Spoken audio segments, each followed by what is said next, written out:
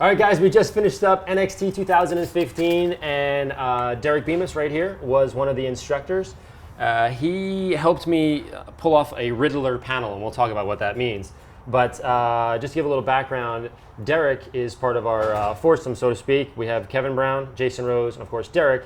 And some of the things that he's done is pretty spectacular. He works detailer for Barry Maguire's, and of course Rhett Maguire's. Chip Foose. Yes. You've done multiple Pebble Beach cars, and of course, like I mentioned before, the Riddler. What does that mean? Essentially, the Riddler is the biggest, what do we call it, car show, or? It's at Adorama in Detroit. Yeah. It's the most prestigious hot rod car show that you can win an award for. So give me an example of how many hours you would do. So Chip comes to you and says, Derek, we're preparing a car for the Riddler event, the car show, the biggest thing in the world. I need you to make this thing absolutely flawless, like literally nothing. Like you're under the car polishing. We're nitpicking nooks and crannies, How many every hours? orifice. On the Imposter, upwards of 1,000 hours, close to it. 1,000? Yeah. 1,000 hours. Sanding, polishing, buffing, refining the finish, making it laser flat. Before we get started on the steps, here is a visual example of what we're trying to achieve on the passenger door after my earlier session with Derek on the rear quarter panel. Notice Joe Fernandez's truck and the words Superior Shine. Look at the sharpness of the letters on the left panel and the slightly blurrier letters seen through the paint on the right side. That's the minute difference we're going for here. This is the last 1% of paint correction that can be the most elusive.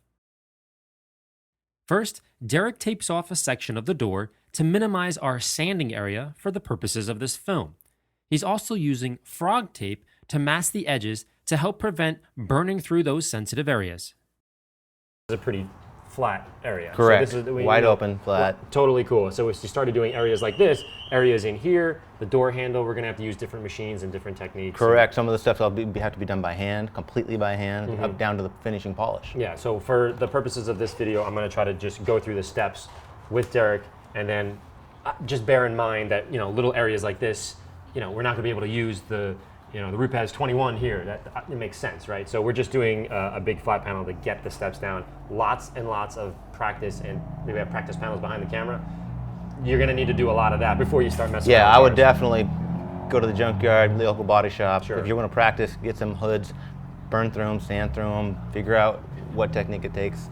Come to the NXT class, learn how to manage that situation and really refine the paint. Okay. Because of our earlier experience with the rear quarter panel, Derek decided to use the 1500 grit to knock down the majority of the orange peel. Keep in mind, all the sandpaper has been soaking in the bucket for an hour or so before Derek wraps them around a foam sanding block. However, his sanding stroke technique was unique to me. So I stopped Derek when we were doing the 1500 because I want to talk about the technique, his actual hand movement. Most people would think that you would go left to right, up and down, so sort of 90-degree angles. That's not what pros do. So explain to me what you're doing and why you're doing it. Okay, so what we're doing here in this first session of sanding is knocking down the majority of the texture. And by doing that, we're using what's called a cross-hatching technique. So what you're doing is you're moving your sanding block and the sandpaper in a 45-degree angle across the panel this way and then this way. What that does is creates a very refined finish, very even, and it also increases your sanding time. It makes it a much rapider process and a very refined finish. After a few passes, Derek checks his work by blowing on the paint to help the remaining water evaporate, revealing the sanding texture. So what I did here first is I'm leveling the majority of the texture with the 1500 grit sandpaper. As you can see on the sides, there's still texture down here, it needs refinement. But the center section that's smooth, you see no more shiny area, it all looks like primer or matte finish paint. That's flat, there's no more texture on that. What I'm gonna do now, the next step, will be refining it a little more with the 2500 grit. And what that's gonna do, Larry, is bring up a lot more gloss. It's going to refine these very fine scratches already in the paint surface, and then it'll prep us for the beginning compound stage. Now, as you can see, it has a different texture to it. It's got a little bit more of a gloss. A lot of the deeper scratches have been removed. going to go over this one more time to refine these tight edges in here against the tape line, and then we're going to move into our beginning of the compound. What I like to do, Larry, on these edges, you can see I've got a shorter stroke going when I get close to these lines, and this would be the same as getting into maybe the seam of a car and not wanting to burn over into the edges. So what you do is you do a lot shorter, more controlled stroke. I don't put as much weight on the outer edge of my pad close to the edge so that it leaves material that I'll be able to buff without burning the edge. One of the things I like to do is, see the tips of my fingers are following the edge of the paint, and so I know when I'm coming close to the edge to slow down and start my stroke back so that it's a more controlled movement and I don't go over the paint causing damage to either the edge of the paint or the next panel. All right, Derek, you did 1,500 block by hand. Yes. 2,500 block by hand. Correct. Now it's all, it's hazy, but it's got a little bit of a sheen to it. Right, but if you notice, Larry, all the texture is removed. It's a flat surface, except obviously down here on the bottom. Right here, you can start to see it. Right, but that gives you a good example of where we started and how much material we've removed. Yeah, and so I'm just thinking back now that we're shooting this video. Most people are going to say, well, why do I care about orange peel? But why are we taking it out? For show cars, that's massive. When you want the ultimate finish, the ultimate reflection, the best clarity, you got to remove all the blemishes in the paint. Sure. Right, so the light can refract clearly. Orange peel kind of looks like a wave. Correct. Hypothetically speaking. So when the light hits it, it goes all over the place.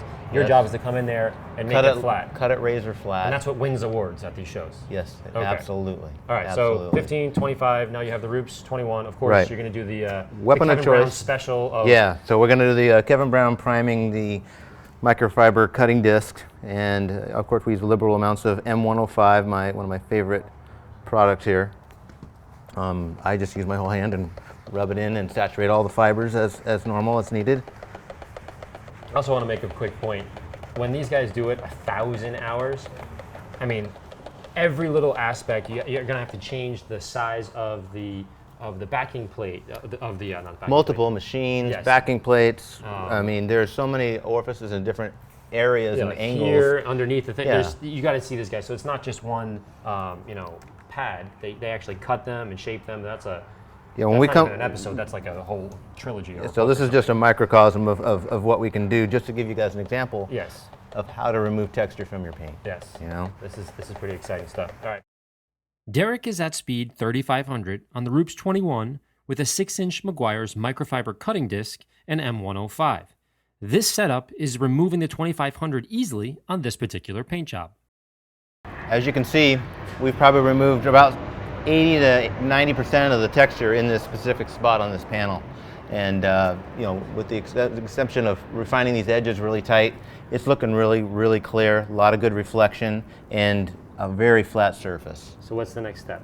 So what the next step is going to be is I'm going to switch this over to the finishing disc foam pad, run to a M205 polishing compound, and refine it one last time before we put a sealant on it. To prime the pad, Derek saturates the black foam disc with polish, then removes the excess with a microfiber towel. This ensures all the pores are coated, but not oversaturated. This only needs to be done for priming in some cases. Derek is polishing at speed 3000. Afterwards, he wipes the panel clean, then adds paint sealant for extra depth. So let's take a look after he removes the tape. You'll have to look closely, but the left side still has remaining wavy texture, known as orange peel, while the right side is not blurry, also known as flat. This is exactly what we were going for.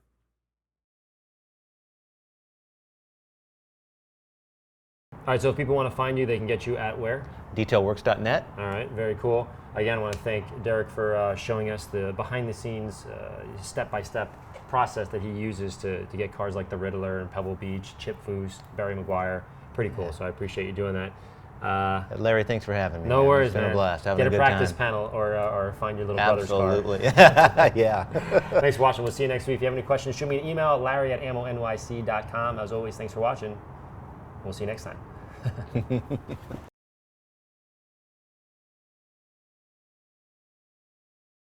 Our group, whatever you want to call it, of Jason Rose, Kevin Brown, and of course, Me, You. Derek Beamer.